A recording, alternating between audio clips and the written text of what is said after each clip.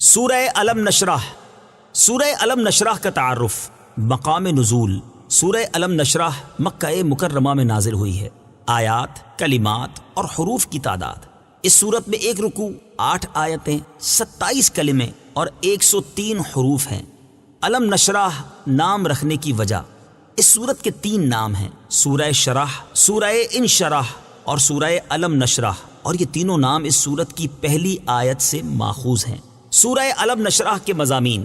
اس صورت کا مرکزی مضمون یہ ہے کہ اس میں تاجدار رسالت صلی اللہ تعالی علیہ وآلہ وسلم کی شخصیت اور آپ صلی اللہ تعالی علیہ وآلہ وسلم کی سیرت مبارکہ پر کلام کیا گیا ہے، اور اس میں یہ مضامین بیان ہوئے ہیں۔ نمبر 1، اس صورت کی ابتدا میں سید المرسلین صلی اللہ تعالی علیہ وآلہ وسلم کو عطا کی گئی نعمتیں بیان کی گئیں کہ اللہ تعالیٰ نے آپ کی خاطر ہدایت، معرفت، نصیحت، نبوت اور علم و حکمت کے لیے آپ کے سینہ اقدس کو کشادہ اور وسیع کر دیا، اور شفاعت قبول کیے جانے والا بنا کر آپ کے اوپر سے امت کے گناہوں کے غم کا وہ بوجھ دور کر دیا جس نے آپ کی پیٹھ توڑی تھی، اور آپ کی خاطر آپ کا ذکر بلند کر دیا۔ نمبر 2، مشکلات و مصائب کے بعد آسانیاں عطا کرنے کا وعدہ فرمایا گیا۔ نمبر 3، اس صورت کے آخر میں نماز سے فارغ ہونے کے بعد آپ صلی اللہ تعالی علیہ وآلہ وسلم کو آخرت کے لیے دعا کرنے اور اللہ تعالیٰ پر توکل کرتے رہنے کا حکم دیا گیا۔ نوٹ: اعلیٰ حضرت امام احمد رضا خان علیہ الرحمۃ الرحمان کے والد ماجد حضرت علامہ مولانا نقی علی خان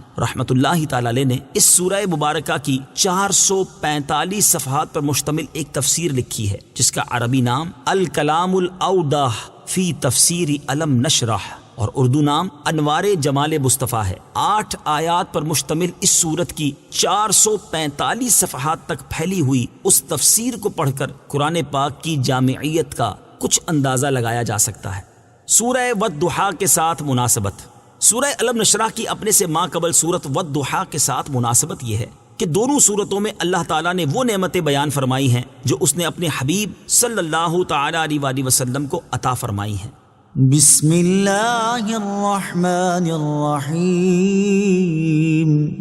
ترجمہ: اللہ کے نام سے شروع جو نہایت مہربان رحمت والا ہے۔ الم نشرح لک صدرک۔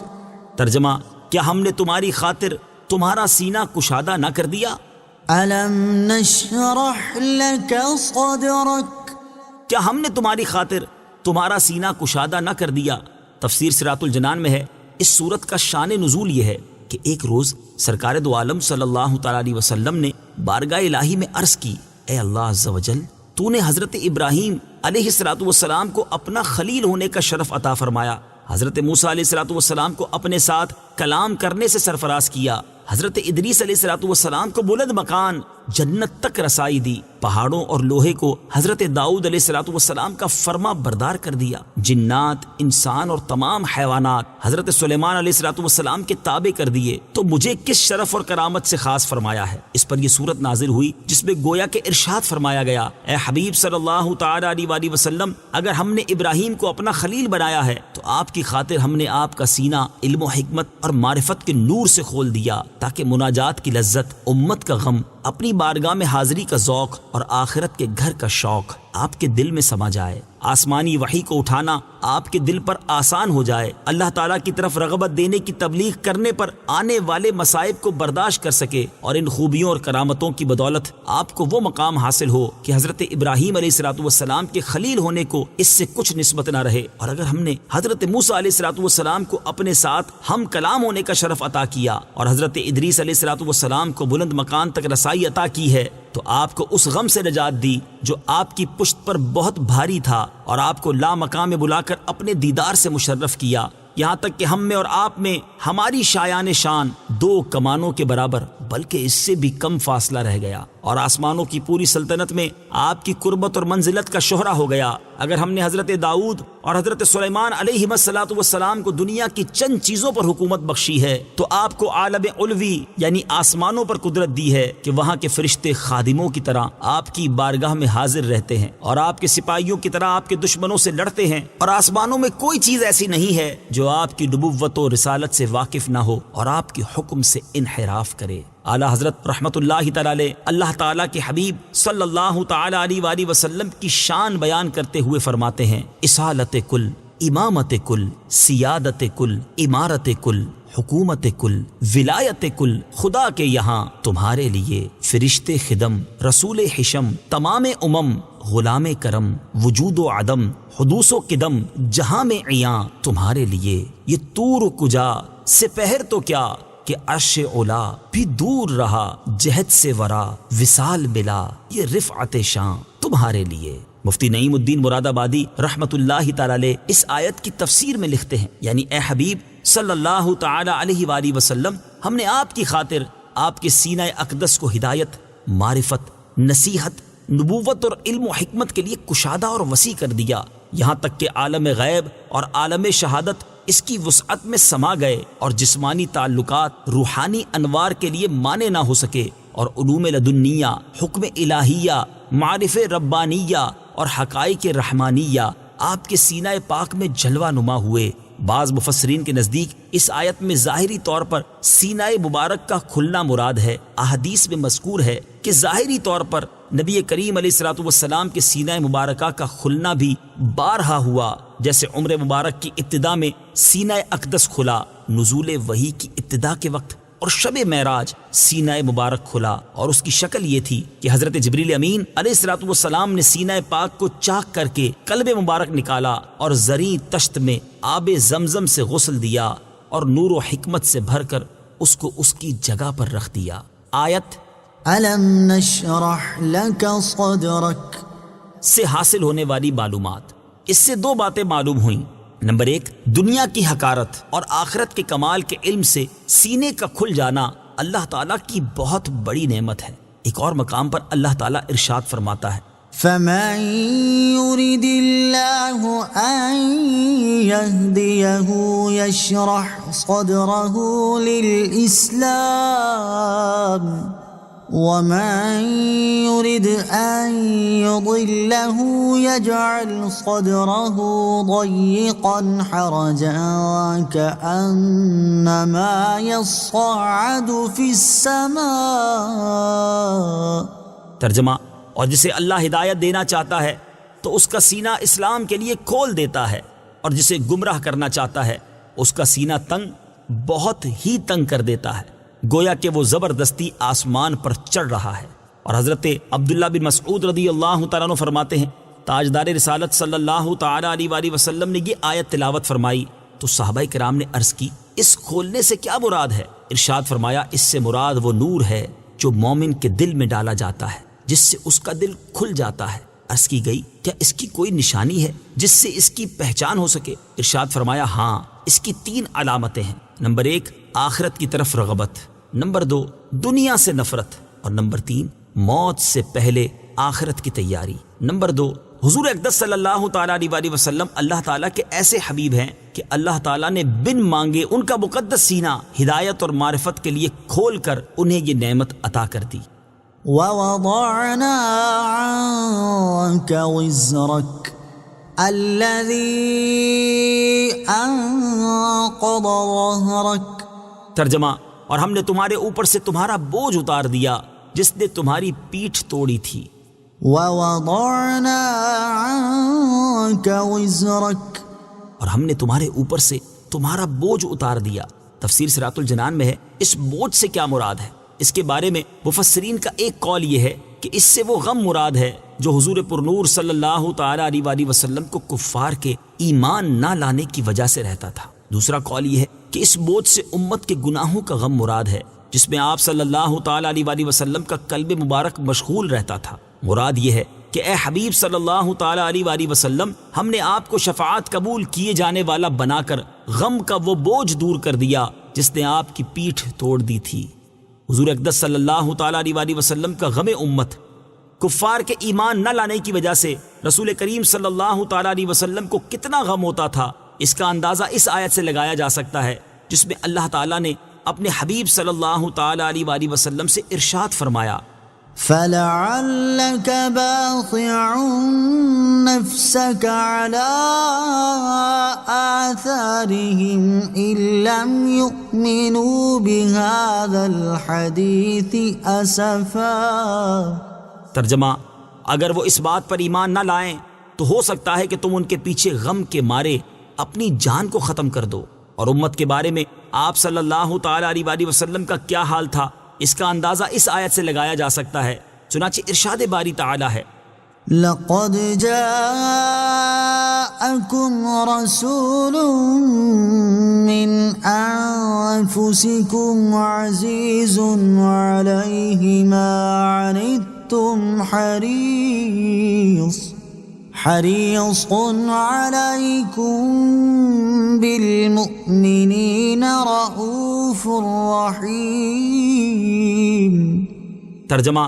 بے شک تمہارے پاس تم میں سے وہ عظیم رسول تشریف لے آئے جن پر تمہارا مشقت میں پڑنا بہت بھاری گزرتا ہے، وہ تمہاری بھلائی کے نہایت چاہنے والے، مسلمانوں پر بہت مہربان، رحمت فرمانے والے ہیں۔ اور اس حدیث سے بھی اس کا اندازہ لگایا جا سکتا ہے۔ چنانچہ حضرت عبداللہ بن عمرو بن عاص رضی اللہ تعالی عنہما فرماتے ہیں کہ رسول کریم صلی اللہ تعالی علیہ وآلہ وسلم نے قرآن پاک میں سے حضرت ابراہیم علیہ السلام کے اس قول کی تلاوت فرمائی،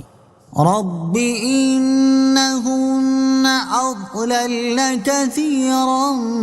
من الناس فمن تبعني فإنه مني ومن عصاني فإنك غفور رحيم۔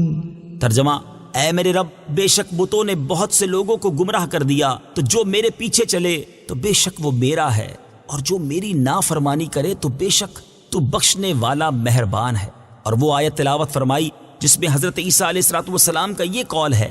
إن تعذبهم فإنهم عبادك وَإِن تَغْفِرْ لَهُمْ فَإِنَّكَ أَنْتَ الْعَزِيزُ الْحَكِيمُ۔ ترجمہ، اگر تو انہیں عذاب دے تو وہ تیرے بندے ہیں، اور اگر تو انہیں بخش دے تو بے شک تو ہی غلبے والا، حکمت والا ہے۔ تو حضور پرنور صلی اللہ تعالی علیہ وآلہ وسلم پر گریہ طاری ہو گیا اور اپنے دست اقدس اٹھا کر دعا کی، اے اللہ عز و جل، میری امت، میری امت۔ اللہ تعالیٰ نے حضرت جبرائیل سے فرمایا، اے جبرائیل، میرے حبیب صلی اللہ تعالیٰ علیہ وآلہ وسلم کی بارگاہ میں جاؤ، تمہارا رب خوب جانتا ہے، مگر ان سے پوچھو کہ انہیں کیا چیز رلا رہی ہے۔ حضرت جبرائیل علیہ السلام حضور اکرم صلی اللہ تعالیٰ علیہ وآلہ وسلم کی بارگاہ میں حاضر ہوئے اور پوچھا تو انہیں رسول اللہ صلی اللہ تعالیٰ علیہ وآلہ وسلم نے اپنی عرض معروض کی خبر دی۔ اللہ تعالیٰ نے حضرت جبرائیل سے فرمایا، تم میرے حبیب صلی اللہ تعالیٰ علیہ وآلہ وسلم کے پاس جاؤ اور ان سے کہو کہ إِنَّا سَنُرْضِيكَ فِي أُمَّتِكَ وَلَا نَسُوءُكَ، آپ کی امت کی بخشش کے معاملے میں ہم آپ کو راضی کر دیں گے اور آپ کو غمگین نہ کریں گے۔ اعلیٰ حضرت امام احمد رضا خان علیہ رحمۃ الرحمان فرماتے ہیں، جانے برادر، تو نے کبھی سنا ہے کہ جس کو تجھ سے الفت صادقہ ہے وہ تیری اچھی بات سن کر چیں بجبیں یعنی ناراض ہو اور اس کی محو یعنی ختم کرنے کی فکر میں رہے، اور پھر محبوب بھی کیسا، جانے ایمانو کانے احسان، جس کے جمال جہاں آرا کا نظیر کہیں نہ ملے گا، اور خامۂ قدرت یعنی تقدیر کے قلم نے اس کی تصویر بنا کر ہاتھ کھینچ لیا کہ پھر کبھی ایسا نہ لکھے گا۔ کیسا محبوب جسے اس کے مالک نے تمام جہان کے لیے رحمت بھیجا، کیسا محبوب جس نے اپنے تن پر ایک عالم کا بار اٹھا لیا، کیسا محبوب جس نے تمہارے غم میں دن کا کھانا، رات کا سونا ترک کر دیا، تم رات دن اس کی نافرمانیوں میں منہمک اور لہو و لعب میں مشغول ہو، اور وہ تمہاری بخشش کے لیے شب و روز گریاں و ملول، شب کہ اللہ عز و جل نے آسائش کے لیے بنائی، اپنے تسکین بخش پردے چھوڑے ہوئے موقوف ہے، صبح قریب ہے، ٹھنڈی نسیموں کا پنکھا ہو رہا ہے، ہر ایک کا جی اس وقت آرام کی طرف جھکتا ہے، بادشاہ اپنے گرم بستروں نرم تکیوں میں مست خواب ناز ہے، اور جو محتاج بے نوا ہے اس کے بھی پاؤں 2 گز کی کملی چادر میں دراز۔ ایسے سہانے وقت ٹھنڈے زمانے میں وہ معصوم، بے گناہ، پاک داماں، عصمت پناہ اپنی راحت و آسائش کو چھوڑ کر خواب و آرام سے منہ موڑ جبین نیاز آستانہ عزت پر رکھے ہے کہ الہی میری امت سیاہ کار ہے، درگزر فرما اور ان کے تمام جسموں کو آتش دوزخ سے بچا۔ جب وہ جان راحت کان رافت پیدا ہوا، بارگاہ الہی میں سجدہ کیا اور رب حبلی امتی فرمایا، جب قبر شریف میں اتارا لبے جاں بخش کو جنبش تھی، بعض صحابہ نے کان لگا کر سنا، آہستہ آہستہ امتی امتی فرماتے تھے۔ قیامت کے روز کہ عجب سختی کا دن ہے، تانبے کی زمین ننگے پاؤں زبان پیاس سے باہر،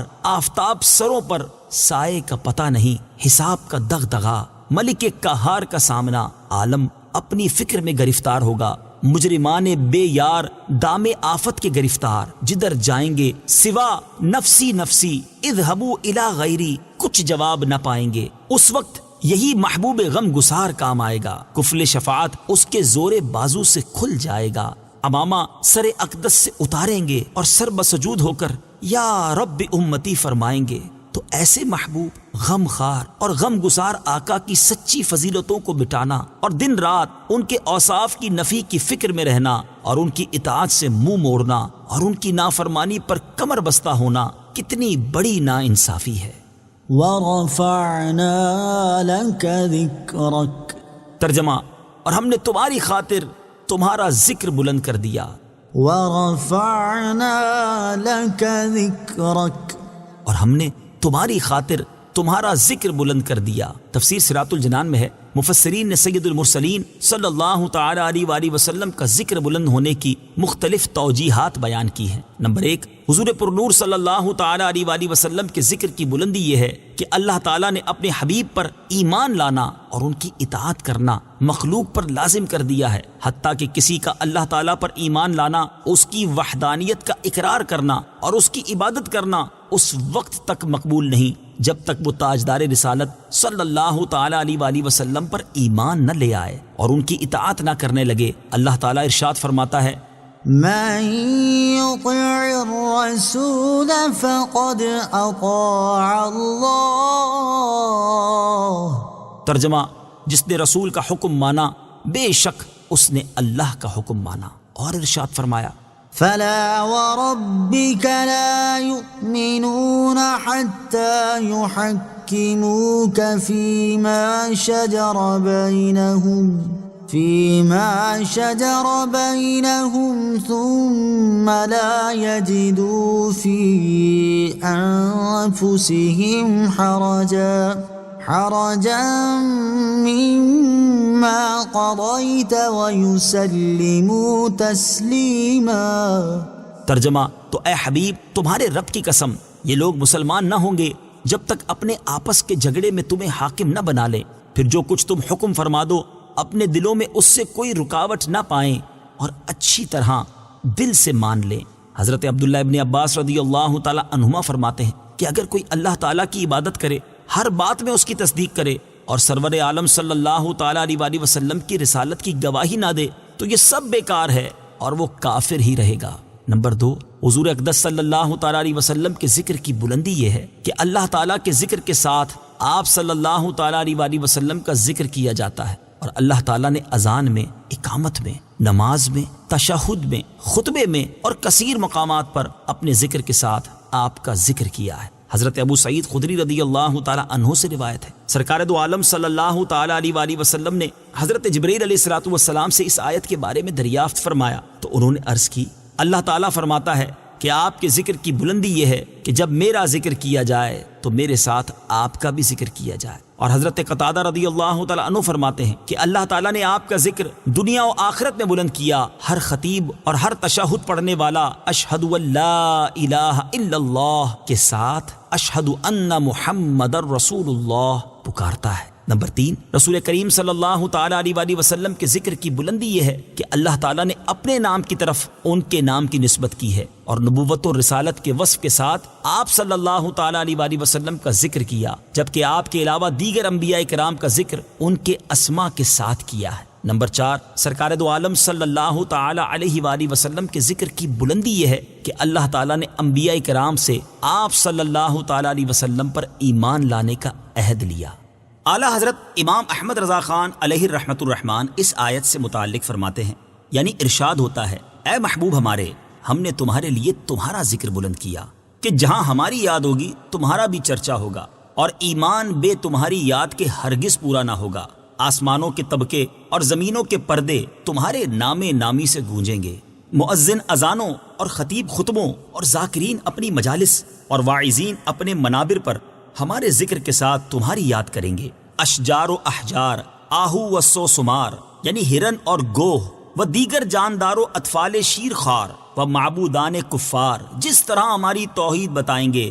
ویسا ہی بزبان فصیح و بیان صحیح تمہارا منشور رسالت پڑھ کر سنائیں گے۔ 4 اکناف عالم میں لا الہ الا اللہ محمد الرسول اللہ کا غلغلہ ہوگا، جز یعنی سوائے اشکیائے ازل ہر ذرہ کلمہ شہادت پڑھتا ہوگا۔ مسبحان ملائے اعلیٰ کو ادھر اپنی تسبیح و تقدیس میں مصروف کروں گا، ادھر تمہارے محمود درود مسعود کا حکم دوں گا۔ عرش و کرسی، 7 اوراق سدرہ، قصور جنا، جہاں پر اللہ لکھوں گا محمد الرسول اللہ بھی تحریر فرماؤں گا۔ اپنے پیغمبروں اور اولو العزم رسولوں کو ارشاد کروں گا کہ ہر وقت تمہارا دم بھریں اور تمہاری یاد سے اپنی آنکھوں کو روشنی اور جگر کو ٹھنڈک اور قلب کو تسکین اور بزم کو تزئین دے۔ جو کتاب نازل کروں گا اس میں تمہاری مدح و ستائش اور جمال صورت و کمال سیرت ایسی تشریح و توضیح سے بیان کروں گا کہ سننے والوں کے دل بے اختیار تمہاری طرف جھک جائیں،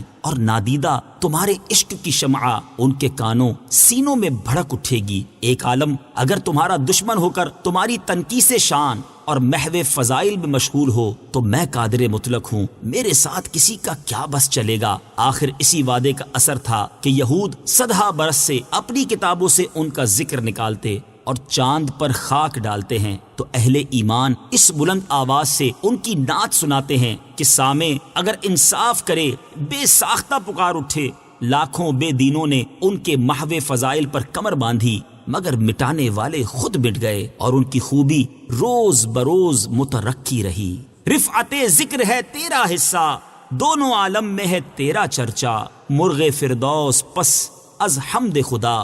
تیری ہی مدح و ثنا کرتے ہیں۔ اور فرماتے ہیں وَرَفَعْنَا لَكَ ذِكْرَكَ کا ہے سایہ تجھ پر، بول بالا ہے تیرا، ذکر ہے اونچا تیرا۔ مٹ گئے، مٹتے ہیں، مٹ جائیں گے اعداء تیرے، نہ مٹا ہے نہ مٹے گا کبھی چرچا تیرا۔ تو گھٹائے سے کسی کے نہ گھٹا ہے نہ گھٹے، جب بڑھائے تجھے اللہ تعالی تیرا۔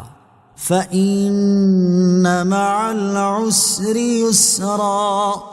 ترجمہ تو بے شک دشواری کے ساتھ آسانی ہے۔ فَإِنَّ مَعَ الْعُسْرِ يُسْرًا، تو بے شک دشواری کے ساتھ آسانی ہے۔ تفسیر صراط الجنان میں ہے، یعنی اے حبیب صلی اللہ تعالی علیہ وآلہ وسلم، جو شدت اور سختی آپ کفار کے مقابلے میں برداشت فرما رہے ہیں، اس کے ساتھ ہی آسانی ہے کہ ہم آپ صلی اللہ تعالی علیہ وآلہ وسلم کو ان پر غلبہ عطا فرمائیں گے۔ بعض مفسرین نے فرمایا کہ مشرکین رسول کریم صلی اللہ تعالی علیہ وآلہ وسلم اور صحابہ کرام کو فقر کی وجہ سے آر دلاتے تھے، یہاں تک کہ نبی کریم صلی اللہ تعالی علیہ وآلہ وسلم کو یہ گمان ہوا کہ مسلمانوں کی تنگ دستی ان کفار کے اسلام قبول کرنے میں رکاوٹ ہے۔ اس پر اللہ تعالیٰ نے اپنے حبیب صلی اللہ تعالی علیہ وآلہ وسلم کو تسلی دیتے ہوئے فرمایا کہ اے حبیب صلی اللہ تعالی علیہ وآلہ وسلم، آپ ان کافروں کی باتوں سے غم زدہ نہ ہوں، عن قریب تنگ دستی کی یہ دشواری ختم ہو جائے گی۔ مشکلات سے گھبرانا نہیں چاہیے۔ اس آیت سے معلوم ہوا کہ کسی مشکل، مصیبت یا دشواری کے آ جانے کی وجہ سے گھبرانا نہیں چاہیے، بلکہ اللہ تعالیٰ سے مشکل اور مصیبت دور ہو جانے اور دشواری آسان ہو جانے کی امید رکھتے ہوئے دعا کرنی چاہیے۔ اللہ تعالیٰ نے چاہا تو بہت جلد آسانی مل جائے گی۔ اللہ تعالیٰ ارشاد فرماتا ہے لا يكلف الله نفسا إلا ما آتاها سيجعل الله بعد عسر يسرا۔ ترجمہ اللہ کسی جان پر بوجھ نہیں رکھتا مگر اسی قابل جتنا اسے دیا ہے، جلد ہی اللہ دشواری کے بعد آسانی فرما دے گا۔ ان مع العسر يسرا، ترجمہ بے شک دشواری کے ساتھ آسانی ہے۔ ان مع العسر يسرا، بے شک دشواری کے ساتھ آسانی ہے۔ تفسیر صراط الجنان میں ہے، اس آیت کو دوبارہ ذکر کرنے سے معلوم ہوا کہ ایک تنگی کے بعد 2 سہولتیں اور آسانیاں ہیں۔ حضرت حسن رضی اللہ تعالی عنہ فرماتے ہیں ایک دن نبی کریم صلی اللہ تعالی علیہ وآلہ وسلم اپنے کاشانہ اقدس سے خوشی اور سرور کی حالت میں مسکراتے ہوئے باہر تشریف لائے اور ارشاد فرمایا ایک تنگی دو آسانیوں پر ہرگز غالب نہیں آئے گی، تو بے شک دشواری کے ساتھ آسانی ہے، بے شک دشواری کے ساتھ آسانی ہے۔ فَإِذَا فَرَغْتَ فَانصَبْ، ترجمہ تو جب تم فارغ ہو تو محنت کرو۔ فَإِذَا فَرَغْتَ فَانصَبْ، تو جب تم فارغ ہو تو محنت کرو۔ تفسیر صراط الجنان میں ہے اس آیت کی ایک تفسیر یہ ہے کہ اے حبیب صلی اللہ تعالی علیہ وآلہ وسلم جب آپ نماز سے فارغ ہو جائیں تو آخرت کے لیے دعا کرنے میں محنت کریں، کیونکہ نماز کے بعد دعا مقبول ہوتی ہے۔ اس آیت میں مذکور دعا کے بارے میں اختلاف ہے کہ اس سے کون سی دعا مراد ہے۔ بعض مفسرین کے نزدیک اس سے وہ دعا مراد ہے جو نماز کے آخر میں نماز کے اندر مانگی جاتی ہے، اور بعض مفسرین کے نزدیک اس سے وہ دعا مراد ہے جو سلام پھیرنے کے بعد مانگی جاتی ہے۔ دوسری تفسیر یہ ہے کہ اے حبیب صلی اللہ تعالی علیہ وآلہ وسلم جب آپ مخلوق کو دین کی دعوت دینے سے فارغ ہو جائیں تو اپنے رب عز و جل کی عبادت کرنے میں مشغول ہو جائیں۔ آیت فَإِذَا فَرَغْتَ فَانصَبْ سے حاصل ہونے والی معلومات۔ اس آیت سے تین باتیں معلوم ہوئیں۔ نمبر ایک، نماز کے بعد خاص طور پر اللہ تعالیٰ سے دعا کرنی چاہیے کہ اللہ تعالیٰ نماز کے بعد کی گئی دعائیں قبول فرماتا ہے۔ نمبر دو، بندے کو فارغ نہیں رہنا چاہیے اور نہ ہی کسی ایسے کام میں مشغول ہونا چاہیے جس کا کوئی دینی یا دنیاوی فائدہ نہ ہو۔ حضرت ابو ہریرہ رضی اللہ تعالی عنہ سے روایت ہے، رسول اللہ صلی اللہ تعالی علیہ وآلہ وسلم نے ارشاد فرمایا انسان کے اسلام کی خوبیوں میں سے ایک خوبی یہ ہے کہ وہ اس چیز کو چھوڑ دے جو اسے فائدہ نہ دے۔ نمبر تین، جو خطیب، واعظ اور مبلغ حضرات رات گئے تک محافل اور اجتماعات میں عوام الناس کے سامنے خطاب، تقریر اور بیان کرتے ہیں، انہیں بھی چاہیے کہ وہ اس کام سے فارغ ہونے کے بعد اللہ تعالیٰ کی عبادت کرنے کی کوشش کریں۔ لیکن افسوس کہ فی زمانہ ایسے حضرات کی ایک تعداد ایسی ہے کہ جو آدھی رات بلکہ اس سے بعد تک بھی محافل اور اجتماعات میں اپنے خطاب، تقریر اور بیان کرنے کے معاملے میں تو انتہائی چست نظر آتے ہیں، اور ان کے خطاب میں جوش اور ولولہ نمایاں نظر آتا ہے۔ جماعت چھوڑنے، نماز قضا کرنے یا بالکل ہی نہ پڑھنے کی سزاؤں پر مشتمل آیات و احادیث رو رو کر سنا رہے ہوتے ہیں، لیکن اس سے فارغ ہونے کے بعد نماز کے معاملے میں ان کی اپنی سستی کا یہ حال ہوتا ہے کہ وہ فجر کی نماز جماعت کے بغیر یا قضا کر کے پڑھتے ہیں اور دیگر نمازوں کی ادائیگی میں بھی انتہائی سستی سے کام لیتے ہیں۔ ایسے حضرات کو چاہیے کہ ان آیات اور احادیث کو پڑھ کر اپنی عملی حالت اور اس کی جزا کے بارے میں خود ہی غور کر لیں۔ چنانچہ اللہ تعالیٰ ارشاد فرماتا ہے، یا ایہا الذین آمنوا لم تقولون ما لا تفعلون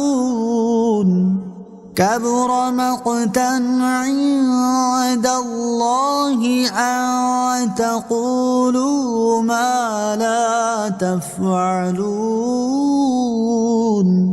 ترجمہ، اے ایمان والو وہ بات کیوں کہتے ہو جو کرتے نہیں؟ اللہ کے نزدیک یہ بڑی سخت ناپسندیدہ بات ہے کہ تم وہ کہو جو نہ کرو۔ اور ارشاد فرمایا، أتأمرون الناس بالبر وتنسون أنفسكم وأنتم تتلون الكتاب أفلا تعقلون۔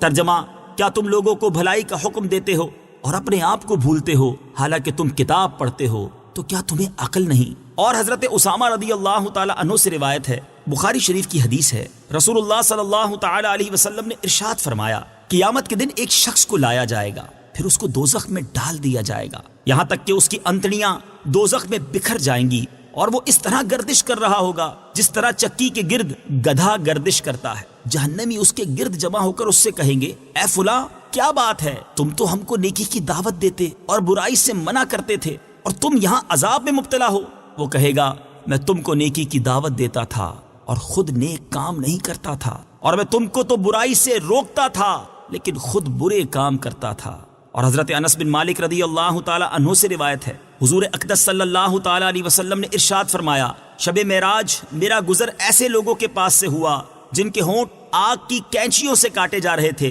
جب بھی ان کو کاٹا جاتا تو وہ دوبارہ جڑ جاتے اور پھر ان کو کاٹا جاتا۔ میں نے پوچھا اے جبرائیل علیہ السلام